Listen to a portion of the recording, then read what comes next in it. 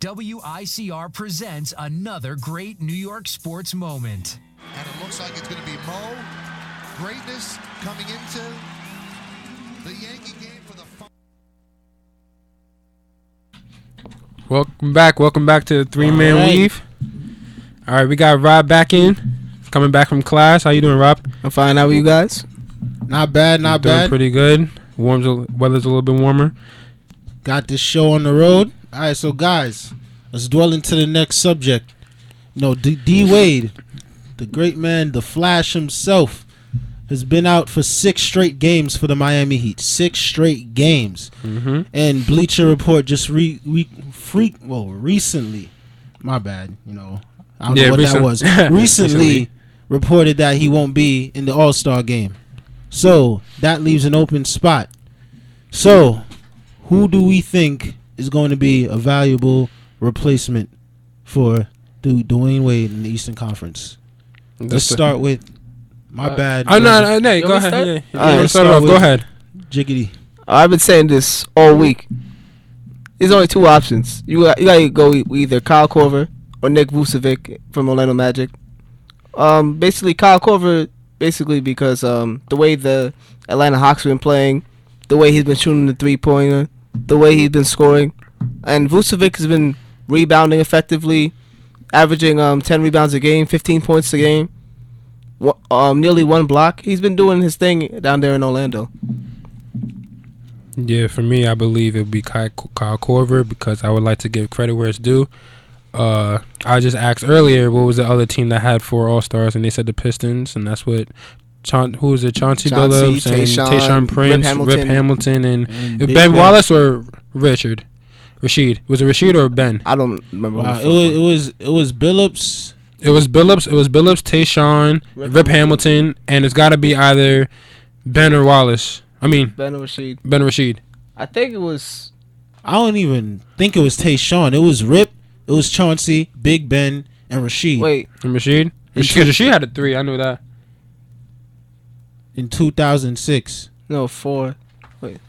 It wasn't Tayshaun Prince. It wasn't. All right, so who was it? Both Wallaces, Billups, and Hamilton. Okay, thank you. Thanks a lot. Shout out to Armand for coming in and letting us know with that information. But yeah, I would like to just say that they're doing a great job, the Atlanta Hawks, and I like to give credit where it's due. So I like to give it to Kyle Korver. I wish him the best in the 3-point shootout that's coming up in the All-Star games. But I think that it should be him. He's been very efficient. He's really helped and excelled that team, and has really proven himself. You know, for the last couple of years, even for him being at the Bulls, and then you see him, transfer to Atlanta Hawks, and you've seen the damage that he's done. And been a really asset for that team, and I think that it should go to him. How about for you, Sean? Well, me, when it comes to this subject, numbers don't lie. Numbers don't lie. And right now, these Atlanta Hawks are seated at the top of the Eastern Conference at 43-10. Yeah. So, think about it this way. Like you had mentioned before, Boston Celtics, when they won the Atlantic Division, right? Mm-hmm. They had 4 All-Stars. Back in 2011, we had Ray Allen, Rondo, Pierce, KG. 2006, the Pistons are represented by 4 All-Stars. It was 04. I'm pretty sure it was 04. It was 04? Yeah, the year they won the chip. Yeah, because they were just a beast. Yeah, there was a year they had 4 All-Stars, and it was 06 too. They had 4 All-Stars. Oh, twice? Yeah, LeBron was MVP of that game, that All-Star game. It was Rip, both Wallaces, and Chauncey. Oh, okay. Oh, my bad. Yeah, that's the one I was thinking of. But you're probably right too. Mm-hmm. But nonetheless, Kyle Korver, when you think about it that way, 4 All-Stars for this team is more than deserving. When is the Atlanta Hawks probably going to perform like this again? I don't know. They just came out the works. It just came out of nowhere. Granted, they had an official who moved over from San Antonio to that franchise to kind of emphasize, that team-oriented basketball, which the Spurs, we all know, used to carve up the Miami Heat in the finals. Yeah. But in terms of that, 4 All-Stars is definitely suitable for this ball club. And then just to go off of individuality, Kyle Korver, this is his second best 3-point percentage of his career. Right now, 52.8%, and it leads the league. Free throw percentage, 92%. Leads the league in that respect. Like, this guy's a real deal. You have to reward winning. Charles Barkley says it a lot, and I agree with him. You have to reward winning in this subject. Yeah. And right now, think about it this way. The only thing that you can say to kind of counteract that is the fact that, okay, he's a one-dimensional player. You know, he can't take the ball and do a little 1-2 moves off the dribble, you know, little dishing and swishing here and there at the same time simultaneously. But Big Ben was a one-dimensional player too. When he was one of those 4 All-Stars for his Detroit Pistons team. And it wasn't even predicated on offense. He was a defensive player. Yeah. So is Kyle Korver. Well, not defensive player, but one-dimensional. Yeah, I got you. So, I understand that. Yeah. But it's on the offensive side of the ball. So that should make him even more worthy of a candidate, in my opinion. Yeah, it just seems as though I think really don't see anyone else, man. Yeah, me neither. It's just I don't know how the coaches went about it. I think that probably the coaches, when they went about the reserves, I definitely didn't see him as a starter, of course, but when you think about the All-Star reserves, you think about what the coaches picked. I think they do just look at, you know, what else do they bring to the table. And you're right, talking about one-dimensional.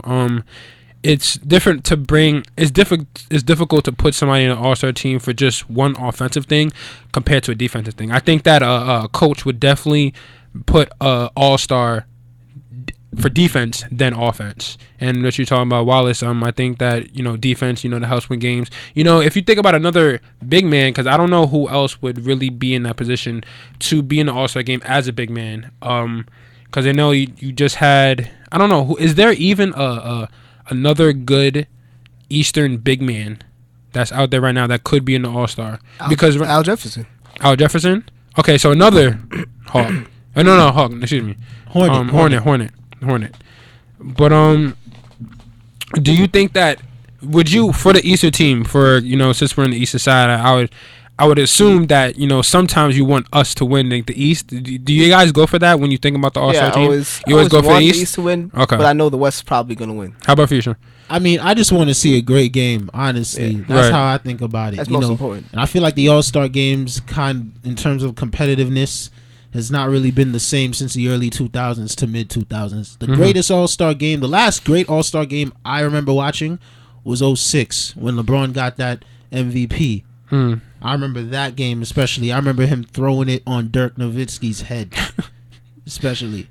Yeah. Him talking about Charles Barkley at halftime, basically saying that the West blew them out of the water. Because I remember Tracy McGrady ended off that first half real hot. And then LeBron just stormed out of the gates. Right. And they made that comeback. Yeah, I feel like there's been a lot more superstars in the early 2000s than they are now. Because now most of the stars are declining. You see LeBron declining. You see Melo declining. Kobe's not there. Wade's injured. You see, like, back then they had T-Mac, they had Kobe, they had all these big names and big-time scorers, big-time players in the early 2000s. I think right now you just notice that a lot of them getting hurt because they've just been doing so much basketball consecutively and not getting rest. Because you think about how a couple years ago where they were all, you know, they had them All-Star team, then you have the USA team, then you have the Olympics, and you have the USA team the next year, and then now you now you see them all now. You got Westbrook, who was a little bit hurt, and you have Kevin Durant, who's off and on, that I didn't really consider an all-star, and now he wants people to play him one-on-one to prove that he's an all-star. I kind of would be interested. I kind of want to see him on the court now and really just go off in the all-star game. I mean, I really would see that. Too. Yeah. You think about LeBron James hurt. You think about Derrick Rose. He was also one of the other people that was, even though he got hurt in the regular season, he's just another person that's hurt that was an all-star. I don't know, and the list just goes on, but just all-stars, like you're saying, being hurt. You talking about that is declining, about the amount of people that's out there. But I think that there still are a lot of rising cats that's out there. I like some of the younger people, but I can't really see entirely the future of how great they'll be. Like you think about, the only young person I see right now is like Anthony Davis on the top of my head. That's just really young and really is going to perform for the future. You know, MVP candidate, what's his, like, third year? Yeah. At least his third year. 30 years. And I don't think anybody else right now is going to perform on that scope. Now, you can have really great offensive people. I'll give Andrew Wiggins another year. I'll see what he can do. So, too bad for Jabari Parker and him being hurt. That would have been my other person because he was just great coming out of college.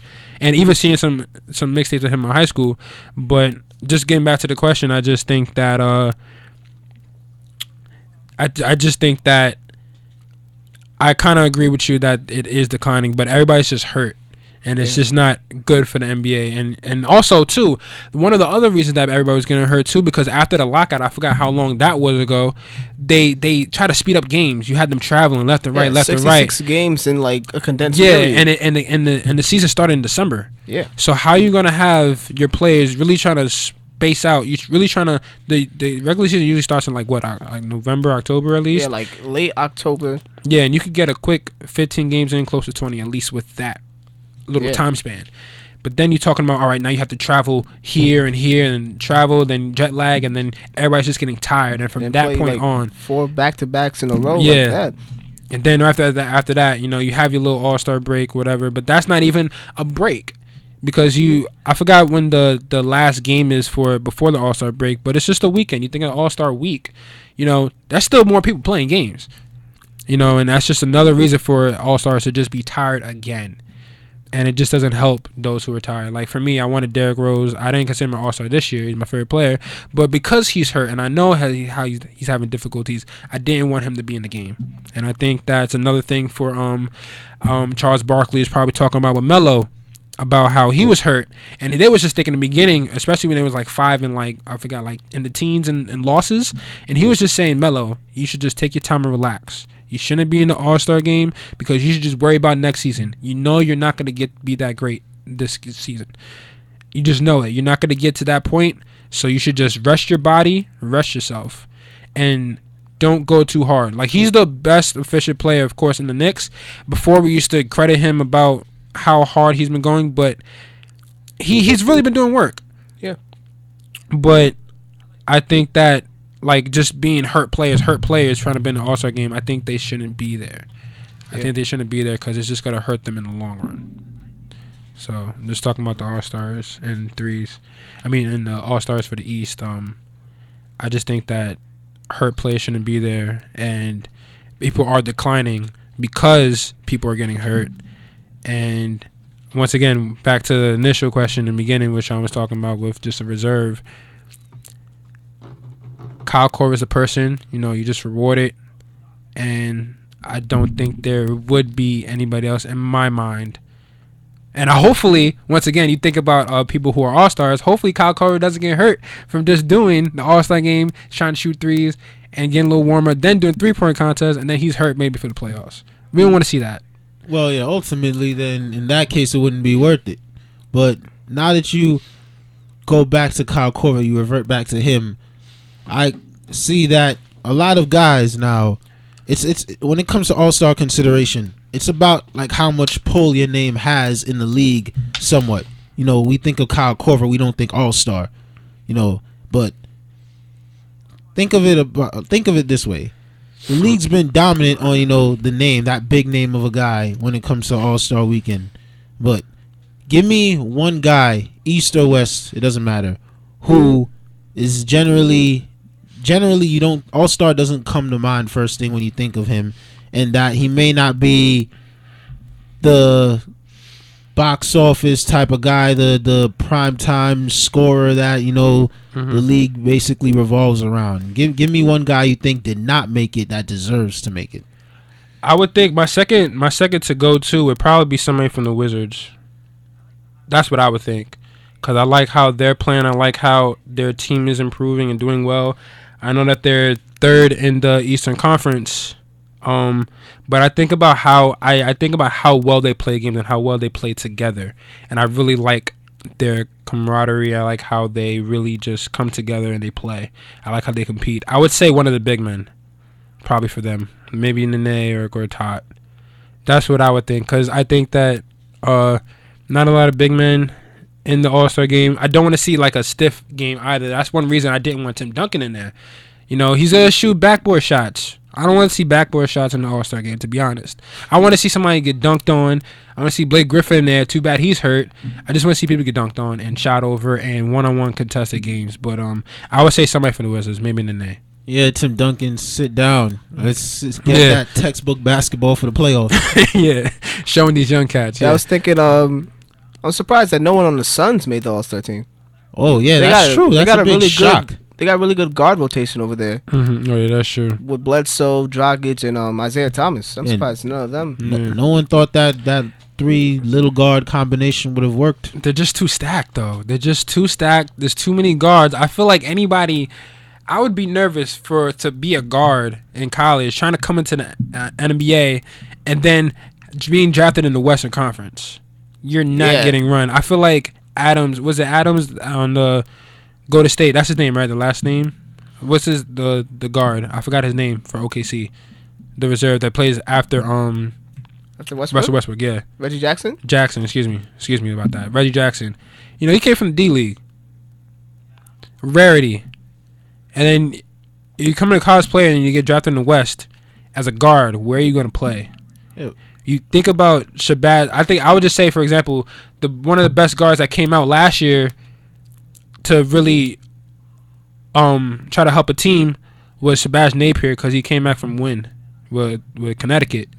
But he got to where he was at in Miami and now started, I think, the last game because of injuries and because Norris Cole couldn't take the spot. Apparently he didn't want it, so then Shabazz Napier got it, and then Mario Chalmers and him really trade off. And because he's in the East. Yeah. You think of the Suns. You just talked about the Suns. You named 3 guards that could all play starting positions on any team. Exactly. Practically. It's just too many people. It's just too many. And you think about the Suns, you think about the West. It's just, I know it's not, they might not be all-stars, but just like being the point guard position, it's just so many people. Like the West, every night you're going against a top-tier point guard. Mm-hmm. Ty Lawson. You got anybody on any starting point guard in the West is really a dominant point guard. Yeah. If you're going after the greatest, like some of the greatest that ever played a game after game after game.